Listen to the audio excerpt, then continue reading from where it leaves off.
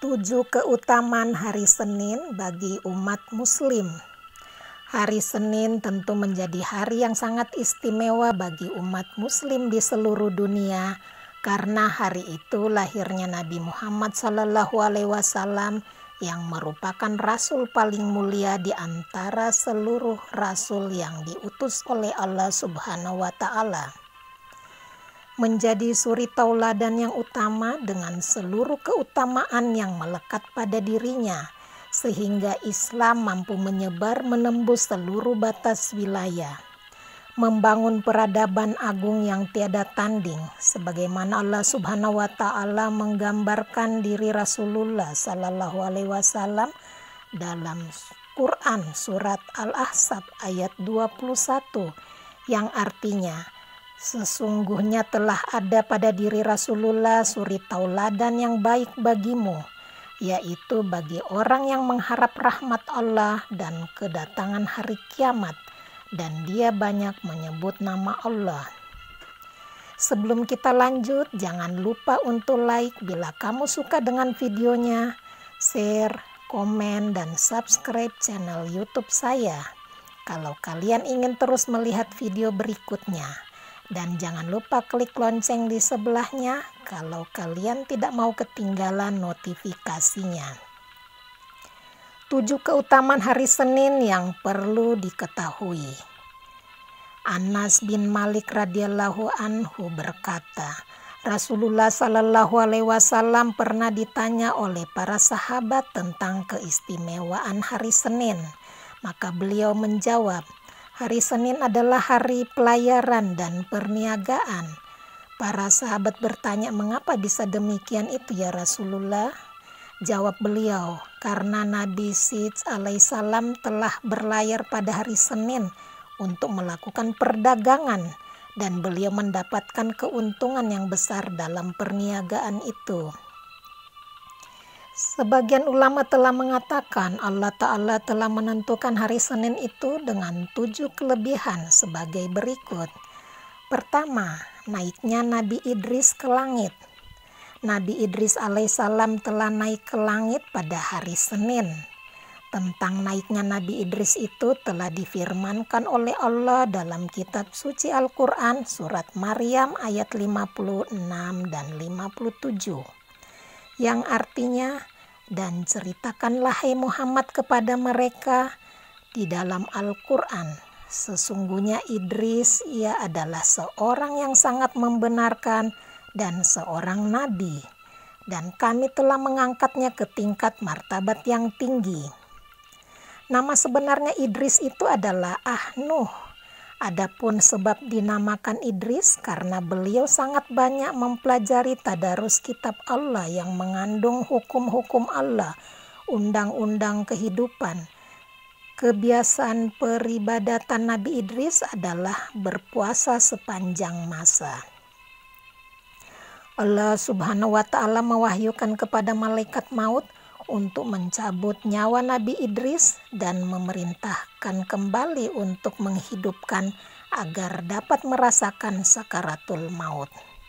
Lalu malaikat maut pula lah yang membawa Nabi Idris ke neraka untuk menyaksikan kedahsyatan neraka. Setelah itu Nabi Idris pula diizinkan oleh Allah masuk ke dalam surga untuk melihat segala kenikmatannya, dari sungai-sungai yang terbuat dari madu, buah-buahan, sungai dari susu, bidadari, dan lain-lain. Dan diizinkan pula agar dapat meminum air dari surga. Kedua, kepergian Nabi Musa alaihissalam ke Bukit Tursina. Nabi Musa alaihissalam pergi menuju ke Bukit Tursina untuk menerima wahyu Allah pada hari Senin. Yang demikian itu telah difirmankan oleh Allah dalam Al-Quran yang artinya, dan tatkala Musa datang untuk munajat dengan kami, maka waktu yang telah kami tentukan. Quran surat Al-A'raf ayat 143. Nabi Musa alaihissalam telah melakukan perjalanan sebanyak 7 macam yang kesemuanya itu terjadi pada hari Senin. Ketiga, turunnya dalil keesaan Allah. Turunnya dalil tentang keesaan Allah itu terjadi pada hari Senin. Sebagaimana yang ditegaskan dalam Al-Quran surat An-Nahl ayat 51 yang artinya, janganlah kamu menyembah dua Tuhan, sesungguhnya dialah Tuhan yang Maha Esa. Allah Tuhan yang Maha Tunggal yang bergantung kepadanya segala makhluk. Tidak ada sekutu baginya dan tidak ada yang menyerupainya. Kemudian firman-Nya lagi yang artinya, dan segala sesuatu kami ciptakan berpasang-pasangan. Quran surat Az-Zariyat ayat 49. Allah menjadikan segala sesuatu dengan berpasang-pasangan seperti ars dan kursi, jin dan manusia, surga dan neraka, malam dan siang, darat dan laut, lauh dan kolam, sehat dan sakit, matahari dan bulan, langit dan bumi, sunnah dan fardu, baik dan jahat, manfaat dan madarat, hidup dan mati, cahaya dan gelap, laki-laki dan perempuan, dan lain-lain.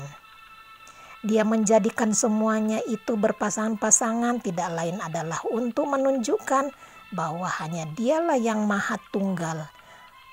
Hanya padanya tempat bergantung segala makhluk dan tidak ada Tuhan selain Dia.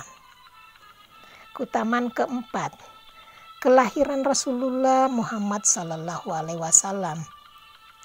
Rasulullah Muhammad SAW sebagai Rasul dan utusan Allah yang terakhir itu dilahirkan pada hari Senin. Telah diriwayatkan bahwa Abdul Muthalib mendengar suara yang keluar dari dinding Ka'bah.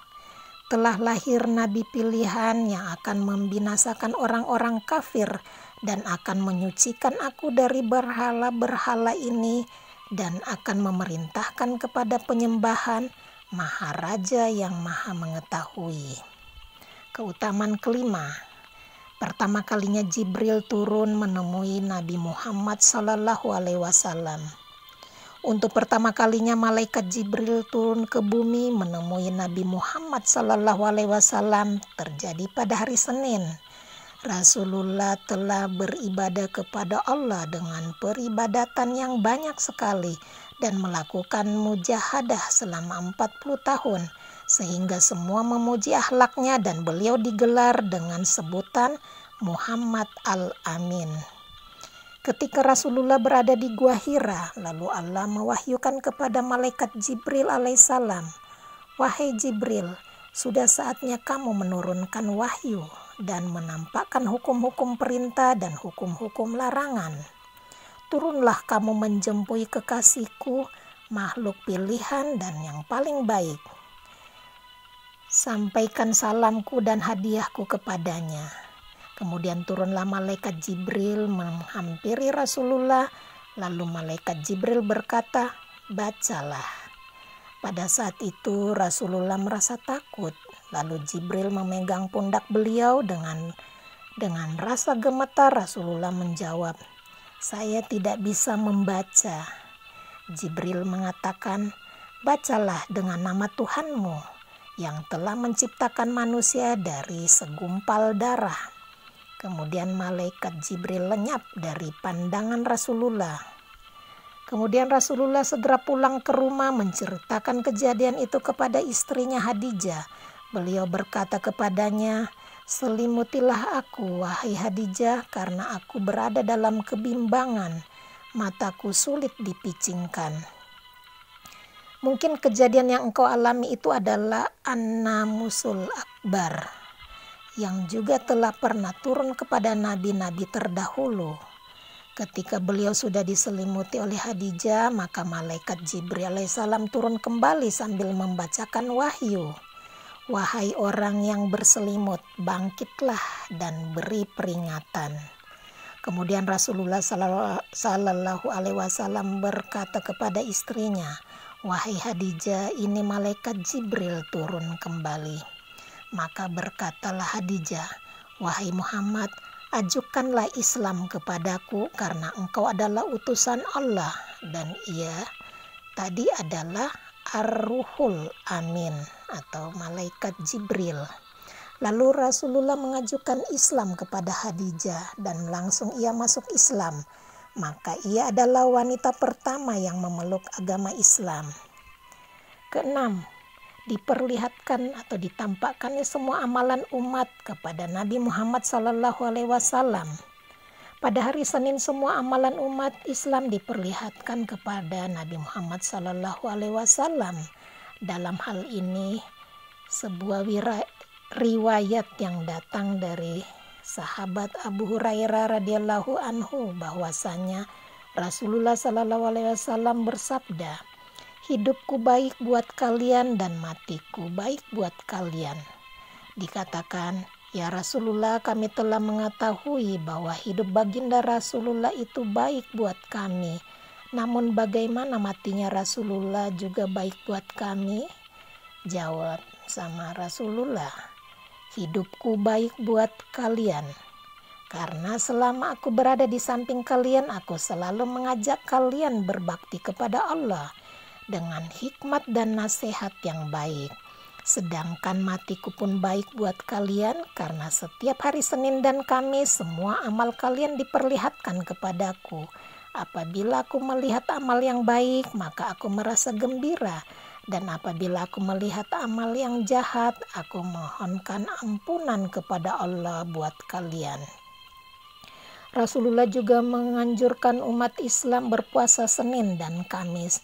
Rasulullah SAW menyampaikan alasan puasa pada kedua hari itu sebagaimana sabdanya, "Amal-amal manusia diperiksa pada setiap hari Senin dan Kamis, maka aku menyukai amal perbuatanku diperiksa sedangkan aku dalam keadaan berpuasa."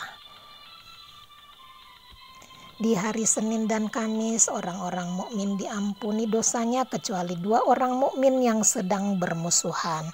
Dalil yang menguatkan hal ini adalah hadis yang termaktub dalam Sahih Muslim dan Abu Hurairah radhiyallahu anhu bahwa Rasulullah bersabda, "Pintu-pintu surga dibuka pada hari Senin dan Kamis, maka semua hamba yang tidak menyekutukan Allah dengan sesuatu apapun akan diampuni dosa-dosanya kecuali seseorang yang diantara dia dan saudaranya terjadi permusuhan."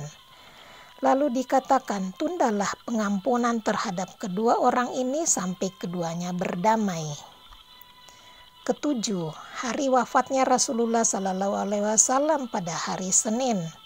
Rasulullah SAW wafat pada hari Senin tanggal 13 Rabiul Awal.